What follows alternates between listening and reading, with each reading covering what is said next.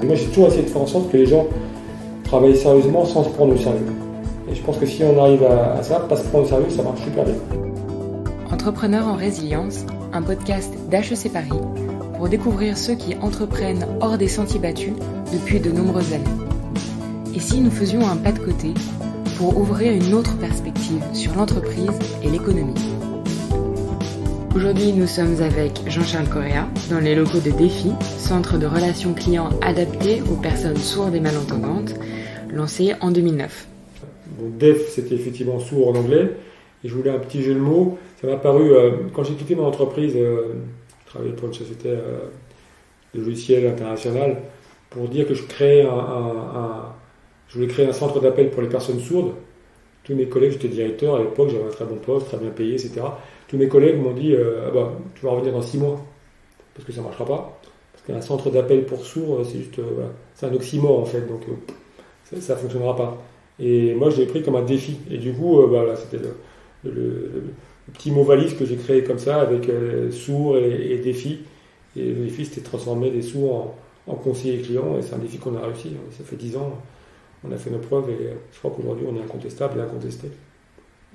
En créant Défi, il y a 10 ans, Jean-Charles Correa voulait changer le regard sur le handicap, alors très rarement associé aux termes de compétences et d'expertise. Il nous raconte. Quand j'ai créé Défi en 2009, ce que j'ai entrepris de changer, c'était de changer le regard des gens qui nous entouraient sur le handicap. En fait, au départ, c'était un projet qui était sur l'employabilité. Et j'ai utilisé comme véhicule l'accessibilité, c'est-à-dire que nous, on a un centre de relations clients à destination des sourds et des malentendants qui emploie des personnes sourdes et malentendantes. Mais ce qui m'animait, c'était le fait de donner du travail à des sourds ou des malentendants, ça part de relations amicales, de copains que j'avais. Voilà.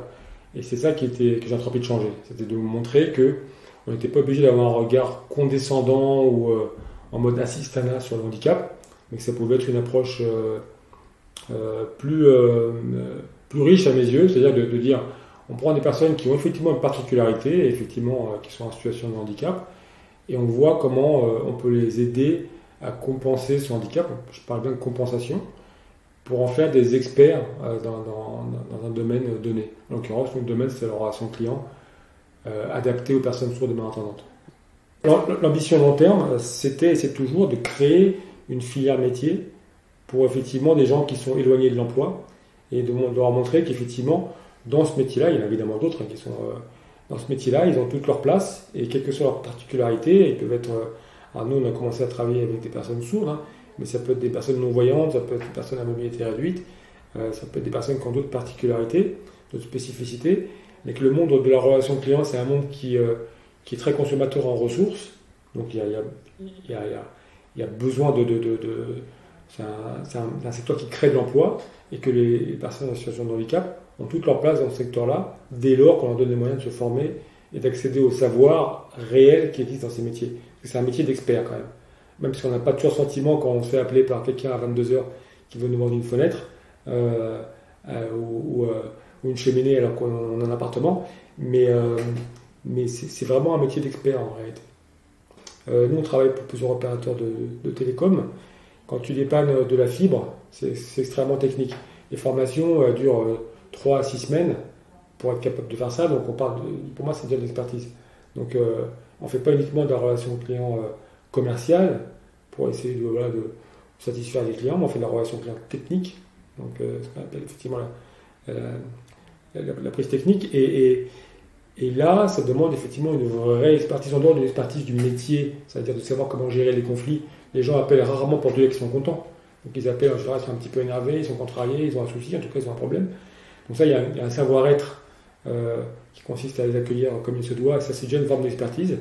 Et puis ensuite, il faut répondre à leurs questions qui sont très souvent des questions techniques, et là il y a un savoir-faire qu'il faut mettre en avant, et c'est là que je parle d'expertise. Et nous, la dernière couche d'expertise pour nous, c'est notre capacité à communiquer notamment en langue des signes française. Ça fait nous des gens particuliers. Donc à la fois sur un sujet avec du fond qui est très technique, très complexe, avec un savoir-être qui n'est pas facile à s'approprier, et dans une langue qui est aussi une langue rare, donc qui pour moi, qui symbolise effectivement le trinôme de l'expertise en fait. Savoir-être, savoir-faire et capacité linguistique. Donc voilà. L'essor récent du télétravail a bousculé nos façons de voir l'entreprise. Le fondateur de Défi souhaite que l'entreprise demeure un lieu propice au lien social. Ce qui me tenait à cœur avant la crise, et ce qui me tient toujours à cœur après, pour moi l'entreprise c'est un lieu de rencontre, et c'est un lieu d'échange, et c'est un lieu de sociabilisation. Notamment dans mon secteur, on est entreprise adaptée, donc on emploie en majorité les travailleurs handicapés. La principale difficulté pour les travailleurs handicapés, c'est l'isolement. Sociétalement, ils sont isolés. Les gens qui disent ah bon, on voit pas souvent des personnes en fauteuil. Ben, c'est parce que les personnes en fauteuil, ils sortent pas beaucoup de chez eux. En fait, c'est pas qu'ils n'existent pas, c'est que c'est compliqué de prendre le bus, c'est compliqué de prendre le métro, c'est compliqué de se déplacer dans les magasins. Donc ils ont tendance à éviter, donc ils sortent quand ils en ont besoin. Et c'est pour ça qu'on les voit peu. Moi, la société, l'entreprise, on parle souvent d'entreprise à mission. Moi, une des missions, c'est de créer du lien social, en fait.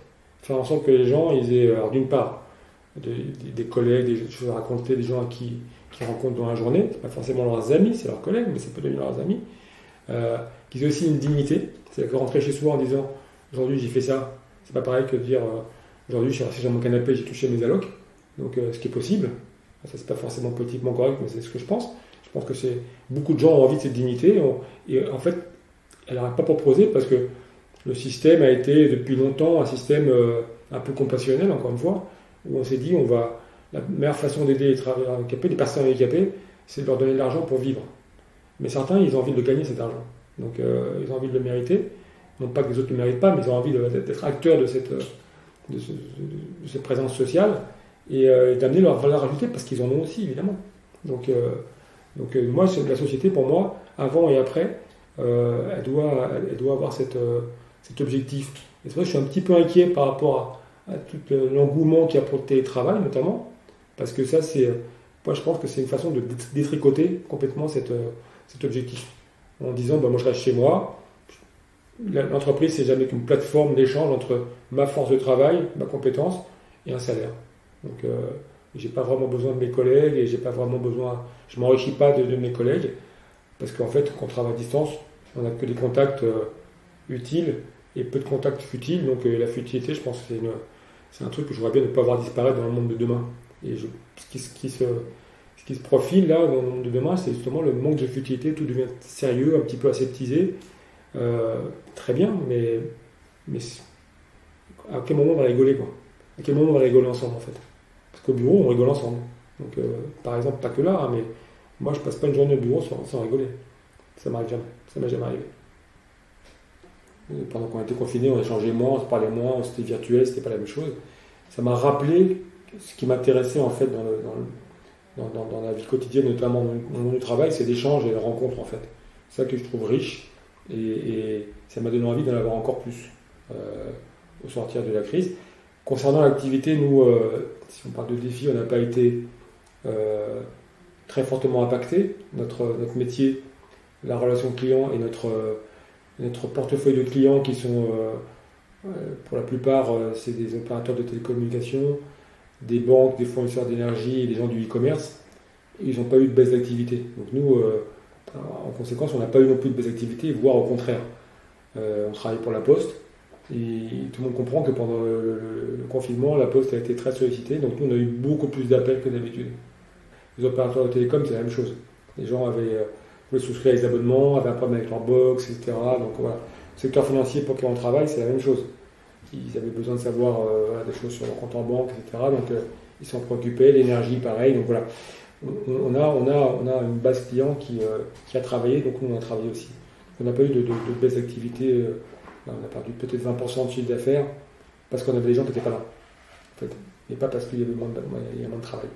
Les gens qui étaient en garde d'enfants, etc. Donc, je pense que ça a exacerbé, c'est des choses que je sentais déjà, sur l'envie, effectivement, alors, sans prendre les grands mots, faire société, enfin, moi, c'est des tournures qui me font un peu marrer, mais faire, c'est très un budget politique, mais en tout cas de faire les choses ensemble. Voilà. Faire les choses ensemble, et ça m'intéresse, et j'ai envie de continuer à le faire, et encore plus maintenant. J'ai envie de séminaire, j'ai envie de team building, j'ai envie de faire du sport avec mes collaborateurs, de faire la fête aussi, etc. Et ça s'est un petit peu éteint, et on ne sait pas si ça va se rallumer, hein, parce que les gens, si j'ai envie de travailler uniquement à distance, ça risque de ne pas se rallumer, ça serait dommage. Interrogé sur son état d'esprit du moment, Jean-Charles Correa exprime une envie de rebond, sans doute une caractéristique propre aux entrepreneurs. Mon état d'esprit est toujours le même que d'habitude. Moi, je regarde toujours devant, je fonce. J'aime bien bâtir, construire, entreprendre. Donc, c'est pas quelque chose de nouveau. Il n'y a rien dans le confinement ou dans la crise qui vient de se dérouler qui m'a donné envie, des raisons ou une envie de changer d'état d'esprit. Absolument rien. Au contraire, j'ai envie de dire, je vois beaucoup de gens qui se lamentent. Moi, je trouve qu'on est dans un pays formidable. Il n'y a pas beaucoup de pays où 12 millions de personnes auraient pu rester chez eux au soleil, payer quasiment à l'identique de ce qu'ils gagnaient normalement au chômage partiel, et rester chez eux, voilà, protégés en quelque sorte. Je trouve que c'est un pays très enveloppant. Il y a énormément de... Enfin, nous, en tant qu'entreprise, on a eu énormément d'aide. Le chômage partiel, c'en est une, mais le PGE, tout ce qui s'est mis en place à une vitesse mais stratosphérique. Je veux dire, on peut critiquer tout ce qu'on veut, mais ça a été super vite. À part les masques, effectivement, ça, on pourra en rire pendant quelques années encore. Moi, perso, j'ai acheté 12 000 masques pour l'entreprise. Je ne suis pas prêt à les écouler, quoi. Donc j'ai vu grand, mais je pense que dans 3 ans, j'aurai encore des masques. Mais bon, c'est pas grave. On a fait cet effort. Ce que je veux dire, c'est qu'encore une fois, on a eu la chance d'être dans un pays comme ça. Tout le monde n'est pas aussi protégé. Enfin, je veux dire, en tout cas, l'État, l'infrastructure a été là pour protéger les gens. Après, il y a des secteurs qui souffrent évidemment plus que d'autres. Je ne suis pas dans la restauration, donc voilà. Et globalement, je pense qu'on a beaucoup de chance et que les gens devraient regarder un petit peu cette chance qu'on a par rapport à d'autres pays où c'est beaucoup plus compliqué. Il y a beaucoup moins d'aide, beaucoup moins de choses qui sont possibles. Donc, on est plutôt bien lotis d'être reconnaissant de tout ça et de dire mon devoir maintenant, c'est de continuer à avancer, à créer des emplois, parce que c'est notre mesure d'impact, c'est la création d'emplois, c'est pas la richesse qu'on génère en termes de chiffre d'affaires, c'est la création d'emplois. Donc là, nous, au sortir de la crise, on va sûrement créer 6 à 10 emplois, dont une partie qui sont liés à la crise directement. Donc le fameux fait de dire une crise, ça peut devenir une opportunité, nous on le vérifie aujourd'hui. Il y a toujours des opportunités et moi je le vois comme ça, pas de façon cynique, de façon, il n'y a pas de cynisme, mais il y a une envie de rebond, quoi. Et de ne pas se laisser surtout entraîner dans le défaitisme, le catastrophisme, le déclinisme qui est une spécificité française, mais que je suis très français, mais je ne partage pas cette spécificité. Même si Jean-Charles Correa n'est pas un adepte du terme, la résilience lui paraît naturelle. Il plaide plutôt pour la joie en entreprise, une vision réjouissante de la part d'un dirigeant de PME. Alors, la résilience, pour moi, c'est un mot à la mode. Les modes, c'est un mot qui est, comme beaucoup de mots à la mode, qui est galvaudé, qui est à toutes les sauces. Moi, je pense que la résilience, tout le monde est résilient, en fait. Personne n'a envie de se laisser aller, on est plus ou moins résilient, mais on est tous capables de résilience sans que ça devienne un truc qu'on porte en étendard et qu'on mette en avant comme ça. Après, encore une fois, il faut accepter les modes, les tendances, je les accepte. Pour moi, c'est juste un truc naturel, quoi, en fait. Il n'y a personne qui a envie de se laisser aller, de se laisser couler. Quand on est dans l'eau, on coule, on résiste. Donc on fait preuve de résilience à un moment donné, jusqu'au moment où on ne peut plus, et puis parfois on coule, mais malheureusement. Mais c'est tellement naturel que je ne comprends pas que ce soit quelque chose qui soit aussi mis en avant. Peut-être que je ne saisis pas toutes les subtilités du mot tel qu'il est employé aujourd'hui. Pour moi, c'est un mot relativement simple, j'ai l'impression de le comprendre. Quand tu es en train de couler, je prends l'exemple que je prenais, tu es en train de couler, tu ne te dis pas je vais couler, c'est fini. Tu te dis j'ai envie de revoir mes enfants, j'ai envie de manger un cassoulet, j'ai envie de faire des choses. Je pense que cassoulet dans l'eau, c'est pas moi, ça pourrait m'arriver en tout cas. Je pourrais penser ça. Et donc, on continue à se projeter, effectivement. Et pour se projeter, il faut continuer à exister. Donc, avant même de voir plus loin, il faut voir tout de suite après, l'instant d'après, et se battre pour y parvenir. Et il y a un truc qui m'inquiète un peu, enfin qui m'inquiète. Moi, je suis optimiste de nature, mais j'ai l'impression qu'on est dans une société, à force de vouloir être sérieux, ça devient un peu moins marrant, quoi. Donc tout est sérieux, effectivement. Je suis d'accord que l'écologie c'est sérieux, tout ça c'est sérieux, c'est important, mais je trouve que ça manque un petit peu de fun, quoi. J'ai l'impression que tout ce qui mobilise les gens aujourd'hui, c'est que des causes tout à fait légitimes. Très bien si on mettait des petits morceaux de fun dedans, j'ai envie de dire aux gens, marrez-vous, quoi. Donc moi j'ai 54 ans et j'aime bien rigoler et j'ai l'impression que tout devient sérieux, quoi. Donc on peut faire les choses sérieusement, c'est-à-dire s'occuper sur le sujet d'écologie, Là, je déborde un peu, mais s'occuper très sérieusement de l'écologie, mais ça n'a pas besoin d'être triste ou fade ou voilà quoi. Ça peut être super sympa et ça devrait être super sympa parce qu'il s'agit de préserver la planète, l'avenir, etc. Normalement, ça devrait être un truc qui amène de la joie et pas de la tension ou de l'aigreur. Ok, boomer, machin, enfin bah, des guerres de trucs.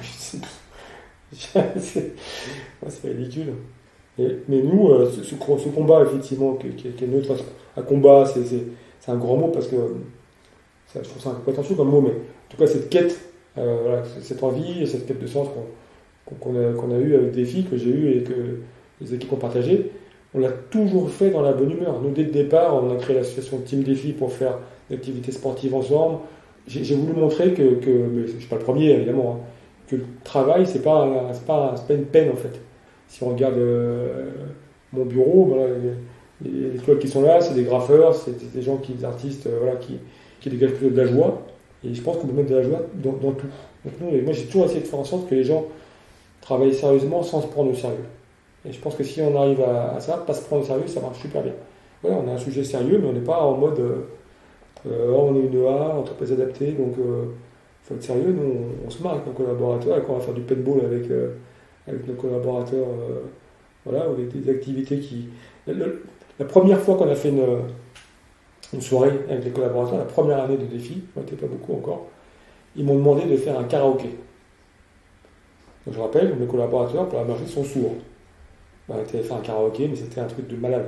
Les gens à côté, ils ne comprenaient pas parce que tout le monde a entendu les sourds parler, donc vous voyez les sourds chanter. Alors, ils lisaient les trucs, ils connaissaient plus ou moins la musique, ils entendaient des vibrations. Et moi, ils m'ont fait chanter Dieu m'a donné la foi de Ophélie Winter. Donc ils avaient choisi la chanson pour moi. On s'est marré comme des dingues, quoi. Donc c'est ça, je veux dire, on s'en foutait du handicap. Encore une fois, chanter dans un karaoké pour des sourds, c'était complètement antinomique. Pareil que devenir conseiller client. Merci. Je t'en prie. Le podcast Entrepreneurs en résilience a été réalisé par l'équipe de l'accélérateur des entreprises inclusives, programme d'HEC IDEA, en partenariat avec la région Île-de-France. Merci à Raphaël Chignot-Dupuis pour la réalisation, la prise de son et le montage, et à Santiago Dolan pour la bande originale. Merci à nos partenaires pour leur soutien.